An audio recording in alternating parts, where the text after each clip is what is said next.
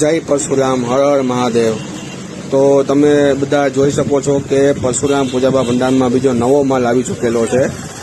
તમારા પ્રેમ અને સહકારથી અમે લોકો નવો માલ લઈ આવ્યા છીએ અને આની અંદર શું છે એ તમને હવે હું બતાવીશ ઓપન કરીને આ પાર્સલ।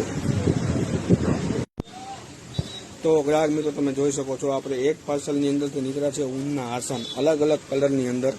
આપણે કસ્ટમરની માંગ એવી હતી કે તમે અલગ અલગ કલરમાં ઊનના આસન મગાવો, ભારેમાં, સાદા, બરાબર, અલગ અલગ ડિઝાઇનની અંદર કલર લાલ, પીળો, કેસરી, સફેદ, બ્લેક બધી વસ્તુ છે। અને આપણે સાથે સાથે મગાવ્યું છે જનોઈ।